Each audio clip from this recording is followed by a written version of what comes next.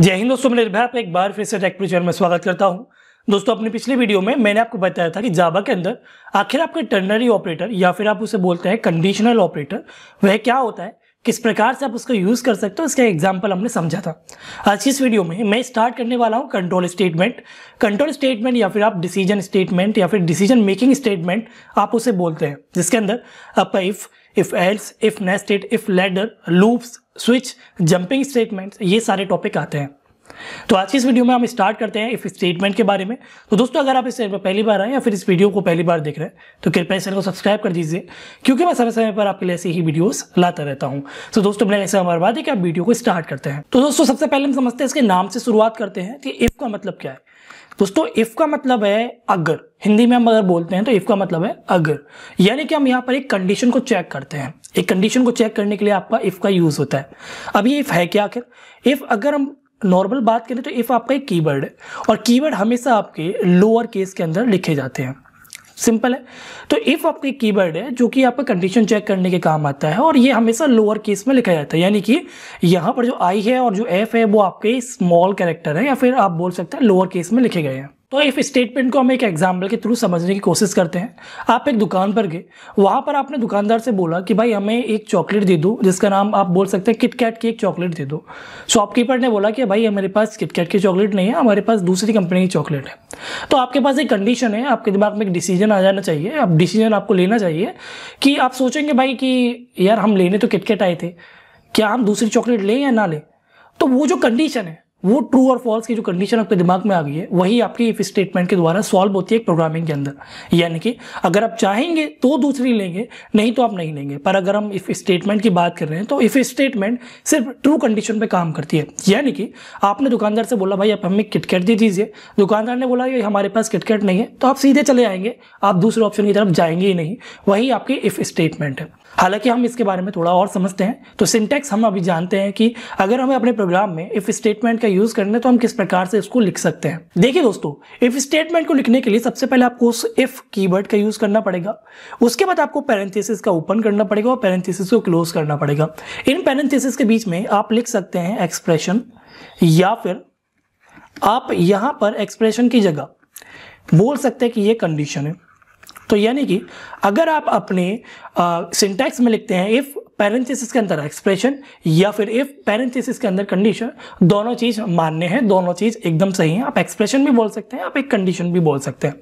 अब क्योंकि ये कंडीशन है, और कंडीशन कोई भी हो, कंडीशन हमेशा कुछ वैल्यू रिटर्न करती है। कंडीशन या तो आपको ट्रू रिटर्न करेगी या फिर फॉल्स रिटर्न करेगी। तो कहने का सीधा मतलब है कि जो हमारा इफ है, इफ की जो कंडीशन है, एक्सप्रेशन है, वो हमें जो डाटा रिटर्न करेगी वो होगा हमारा बूलियन टाइप का, या फिर आप बोल सकते हैं बूल टाइप का। और आपको पता है कि बूलियन या फिर बूल टाइप का डाटा सिर्फ दो ही चीज होती है, या तो वो ट्रू हो सकता है या फिर वो फॉल्स हो सकता है। तो यानी कि इफ के अंदर पैरेंथेसिस के अंदर जो भी एक्सप्रेशन होगी या फिर जो भी कंडीशन होगी, वो आपको या तो ट्रू रिटर्न करेगी या फिर फॉल्स रिटर्न करेगी। और इन्हीं ट्रू या फॉल्स पर ही डिपेंड करेगा हमारा आने वाला जो फ्लो होगा कंपाइलर का। वो इफ के एक्सप्रेशन लिख दिया आपने या फिर कंडीशन लिख दी।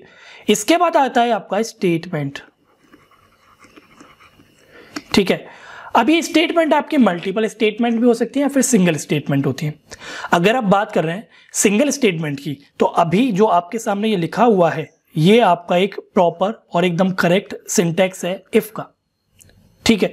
पर अगर आप बोलते हैं मल्टीपल स्टेटमेंट की, तो आपको लिखना होगा इफ एक्सप्रेशन या फिर कंडीशन, जो भी आप बोलना चाहें। इसके बाद कर्ली ब्रैकेट आपको ओपन करनी पड़ेगी, और इस कर्ली ब्रैकेट के अंदर आप जितनी स्टेटमेंट चाहें उतनी स्टेटमेंट इसके अंदर लिख सकते हैं। अगर आप मल्टीपल स्टेटमेंट की बात कर रहे हैं तो आपका जो नीचे वाला सिंटैक्स है वो भी एकदम सही है। यानी कि इफ स्टेटमेंट के आपके दो सिंटैक्स हो सकते हैं। अगर आप सिंगल स्टेटमेंट की बात कर रहे हैं तो ये ऊपर वाला सही है, अगर आप मल्टीपल की बात कर रहे हैं तो आपका नीचे वाला भी सही है। तो अपने एग्जाम में आप दोनों तरीके के भी लिख सकते हैं।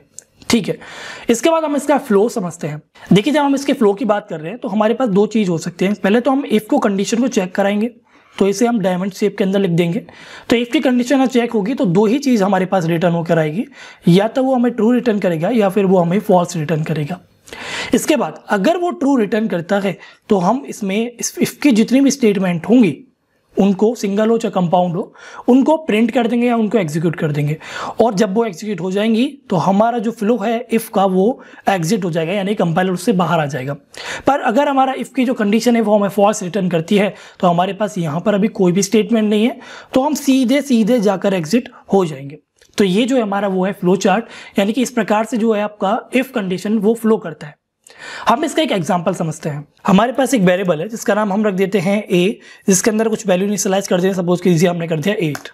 देन हमें लिखना है इफ की कंडीशन, तो हम लिखते हैं इफ कीवर्ड कर्ली ब्रैकेट को यानी कि पैरेंथेसिस को ओपन करते हैं, इसके अंदर हम लिखते हैं एक एक्सप्रेशन या फिर एक कंडीशन। तो हम लिखते हैं पर a इज ग्रेटर देन 7। ठीक है। इसके बाद अगर आप यहाँ पे सेमीकोलन लगा देते हैं, इफ़ के कंडीशन के बाद अगर आप सेमीकोलन लगाते हैं तो आपका ये एरर तो नहीं है, पर आपकी इफ़ कंडीशन का जो फ्लो है वो यहीं खत्म हो गया, यहीं टर्मिनेट हो गया। नीचे वाला जो स्टेटमेंट आप इसके बाद जो लिखेंगे उसका कोई लेना देना नहीं होगा इफ़ से, समझिए फिलहाल। अब अगर क्योंकि यहाँ पर जो ये मेरा सेमीकोलन है वो मैंने यहाँ इफ़ के बाद लगाया हुआ है, तो इसलिए ये जो हमारा ट्रू वाला जो स्टेटमेंट है ना system.out.println, इसका कोई लेना देना नहीं है इफ वाली कंडीशन से। पर अगर मैं यहाँ से सेमीकोलन को हटा देता हूँ तो अब ये जो कंडीशन है वो हमारी इस ऊपर वाले इफ के साथ ही काम करेगी। ठीक है। और हम इसके नीचे एक और स्टेटमेंट लिख देते हैं, सिस्टम, ऊपर से कॉपी कर लेते हैं, सिंपल, इतनी मेहनत क्यों करते हैं। कंट्रोल से सेव करते हैं और एक बार इसको रन करने की कोशिश करते हैं। आप यहाँ पर देखेंगे हमारे पास 2 आउटपुट आए, एक आया ट्रू और एक आया फॉल्स। अभी 2 क्यों आया? देखिए ए हमारा बड़ा है 7 से, क्योंकि ए की वैल्यू 8 है और 8 जो है वो हमेशा 7 से बड़ा होता है। कंडीशन ट्रू हो गया। अब जैसे ही कंडीशन आपकी ट्रू होगी तो ये जो system.out.println ट्रू है वो आपका एग्जीक्यूट हो जाएगा, तो यानी कि वो ट्रू तो प्रिंट कर देगा। अब उसके बाद जो लिखा हुआ है ये आपका इफ कंडीशन के साथ नहीं लिखा हुआ है, क्योंकि यहाँ पर कर्ली ब्रैकेट आपने यूज नहीं किया है, और जब भी आप कर्ली ब्रैकेट यूज नहीं करते तो सिंगल स्टेटमेंट ही आपकी इफ की कंडीशन में मानी जाती है या इफ की बॉडी में मानी जाती है। तो यानी कि system.out.println जो है वो आपका इफ के साथ नहीं लिखा हुआ है, तो ये तो प्रिंट होगा ही होगा। तो ट्रू और फॉल्स दोनों रिटर्न हुआ। पर अगर ये कंडीशन यहाँ पर फॉल्स हो जाती, यानी कि हम यहाँ लिख देते कि क्या आपकी ए की जो वैल्यू है वो 9 से बड़ी है, और 8 जो है वो 9 से बड़ा तो होता नहीं है, कंडीशन आपकी फॉल्स हो जाएगी। जब ये कंडीशन फॉल्स होगी तो ये वाले जो सिंगल स्टेटमेंट है वो एग्जीक्यूट ना होकर सिर्फ आपके नीचे वाले जो स्टेटमेंट है वही एग्जीक्यूट होगी। एक बार कंपाइल करते हैं तो आप यहाँ देखेंगे सिर्फ आपके सामने फॉल्स आया। अगर आप सिंगल स्टेटमेंट लिखते हैं तो कुछ इस प्रकार से काम करेगा, पर अगर आप मल्टीपल लिखना चाहते हैं इफ के साथ तो आपको कर्ली ब्रैकेट का यूज करना पड़ेगा। दोस्तों आज की इस वीडियो में सिर्फ इतना ही। आशा करता हूं आपको वीडियो पसंद आई होगी। अगर ये वीडियो पसंद आई है तो कृपया इस वीडियो को लाइक कर दीजिए, शेयर कर दीजिए अपने दोस्तों के साथ। अगर इस चैनल पर नहीं तो कृपया इस चैनल को सब्सक्राइब कर दीजिए। कोई प्रॉब्लम है, कहीं मैंने कुछ गलत बता दिया है, हो सकता है फ्लो में निकल गया हो, या कहीं आपको समझ में नहीं आए, आप मुझे कमेंट कर सकते हैं। आप चाहें तो मुझे इंस्टाग्राम पर फॉलो कर सकते हैं, वहाँ मैं डेली अपडेट अपने इस चैनल से रिलेटेड देता रहता हूँ। तो दोस्तों आज इस वीडियो में सिर्फ इतना ही। वीडियो देखने के लिए धन्यवाद।